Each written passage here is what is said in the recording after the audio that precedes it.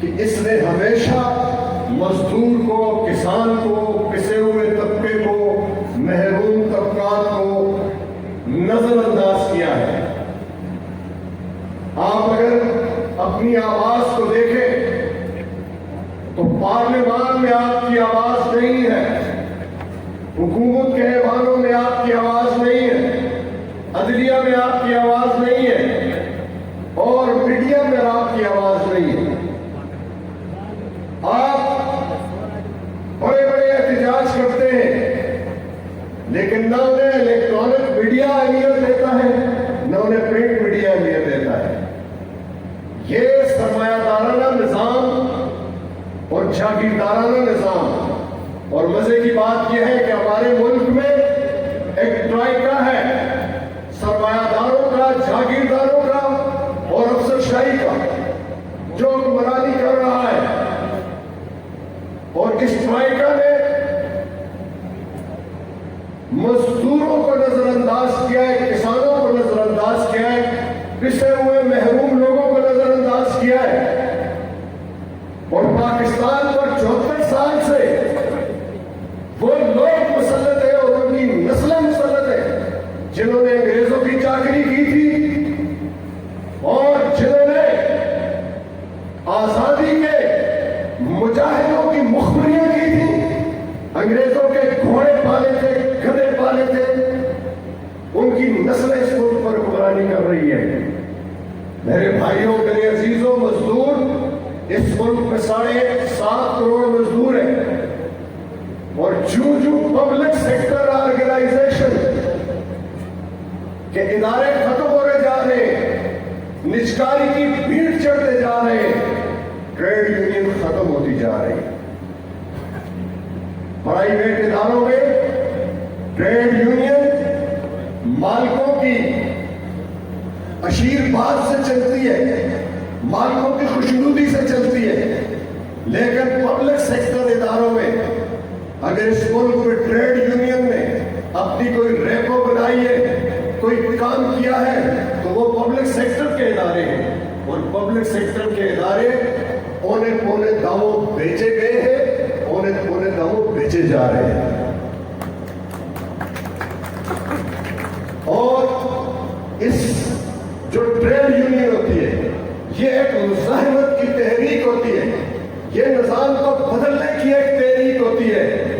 لیکن ہمارا مسئلہ یہ ہے کہ آج کا ٹریڈ یونینسٹ بھی اور آج کے ہمارے مزدور بھی وہ سمجھتے ہیں کہ ہمارے ادارے میں ایک چارٹر آف ڈیمانڈ ہو گیا تو اس سے ہمارے مسائل حل ہو جائیں گے۔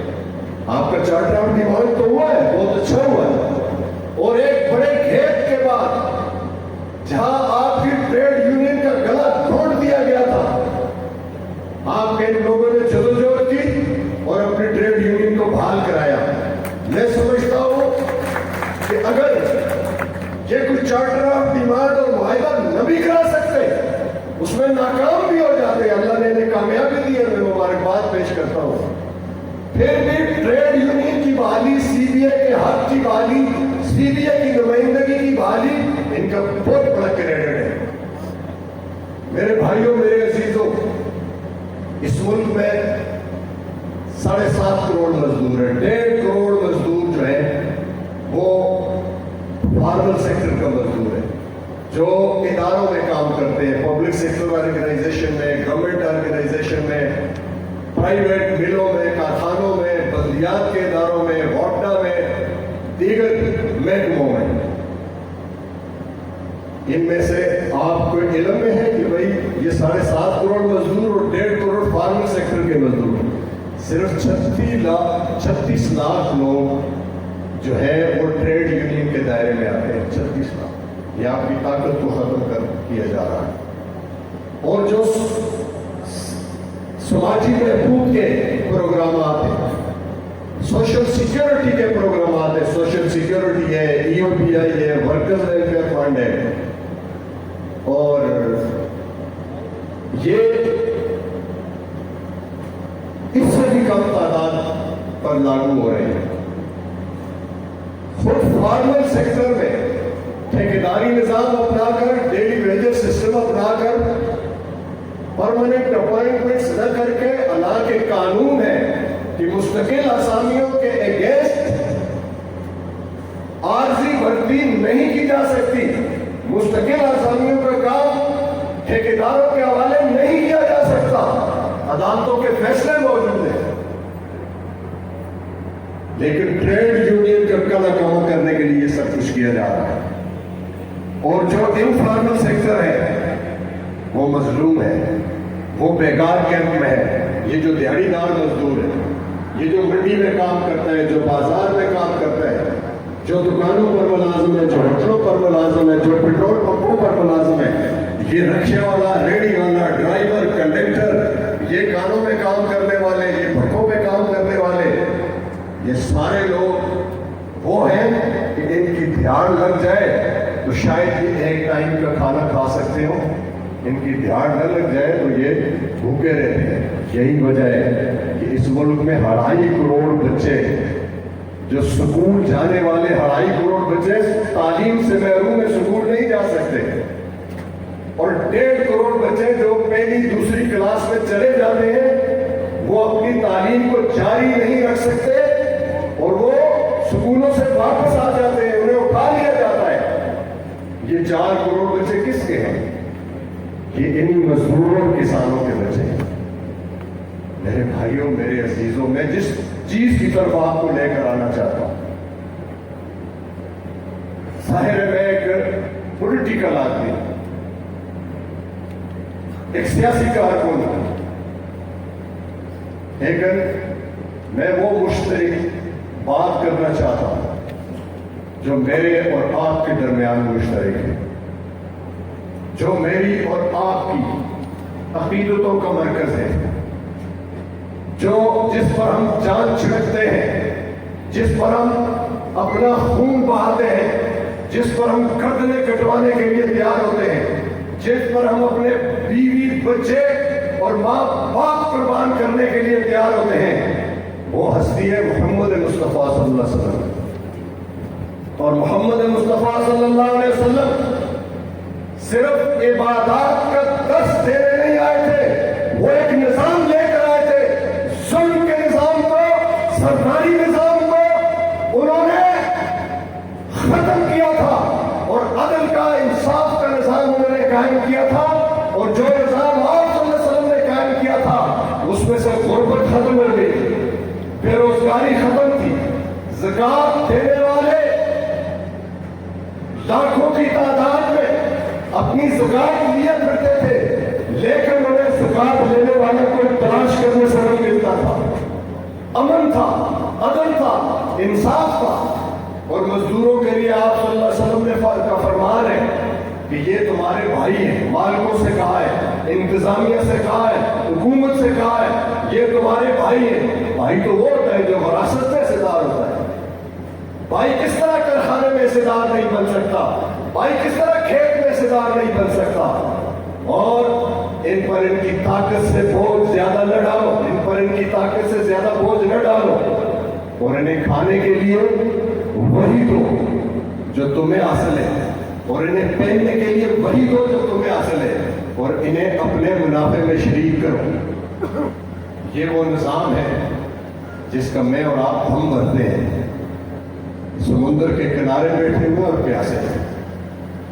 दोस्तों, जब तक हम मजदूर इस निजाम के लिए, निजाम मुस्तफ़ा के लिए उठकर जदोजहद नहीं करेंगे, एक अमानतदार और दयानतदार और साहिब किरदार क़यादत के लिए के नीचे नहीं आएंगे, मोहम्मद मुस्तफ़ा सल्लल्लाहु अलैहि वसल्लम को अपना लीडर नहीं मानेंगे, और मोहम्मद मुस्तफ़ा सल्लल्लाहु अलैहि वसल्लम के अलावा हर लीडरशिप का इनकार नहीं करेंगे, ये निजाम नहीं बदलेगा। ये निजाम नहीं बदलेगा तो क्या होगा? आज 4 करोड़ बच्चे आपके स्कूल नहीं जा सकते, मासूम, फूलों से खूबसूरत। और अगर आप शहरों में निकले या देहातों में निकले, आपको फूलों से खूबसूरत बच्चे और बच्चियां गंदगी के ढेरों में रिज़्क़ तलाश करते हुए मिलते हैं। इस निजाम को नहीं बदलेंगे, ये मुनाजिर ज्यादा होंगे, ये बच्चे ज्यादा महरूम होंगे, आपके बच्चे, आपकी नस्लें, आपका मुस्तकबिल दांव पर है। एक ही चीज उसको बचा सकती है कि उठो, کھڑے ہو جاؤ اس ظلم کے نظام کے خلاف، سرمایہ داری، جاگیرداری اور افسرشاہی کے اس ٹائکے کو توڑو اور محمد مصطفیٰ صلی اللہ علیہ وسلم کی غلامی کو اختیار کر کے آگے بڑھو، اور ان مسجدوں سے ان بے غیرتوں کو اتار دو کہ جنہوں نے انگریز کی چاکری کی، جنہوں نے اس قوم کے ساتھ غداری کی، اس ملت کے ساتھ غداری کی، جن کی وجہ سے اس قوم نے، بر صغیر کے انسانوں نے، بر صغیر میں مسلمان بھی تھے، ہندو بھی تھے، کرسچن بھی تھے، دیگر مذاہب بھی تھے، بر صغیر کے سارے انسانوں کو انہوں نے غلامی میں دیا۔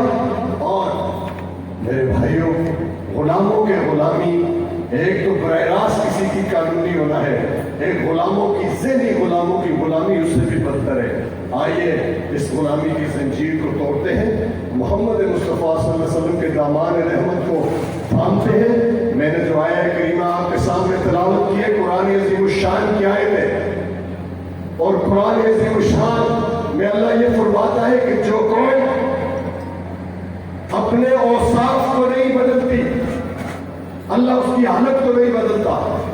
جو قوم اپنی حالت کو نہیں بدلنا چاہتی، اللہ اس کی حالت کو نہیں بدلتا۔ اور اوصاف میں ہمیں بالکل واضح طور پر اللہ کا فرمان ہے کہ لَقَدْ كَانَ لَكُمْ فِي رَسُولِ اللَّهِ أُسْوَةٌ حَسَنَةٌ، کہ لوگوں تمہارے لیے رسول اللہ صلی اللہ علیہ وسلم کی زندگی بہترین نمونہ ہے۔ اور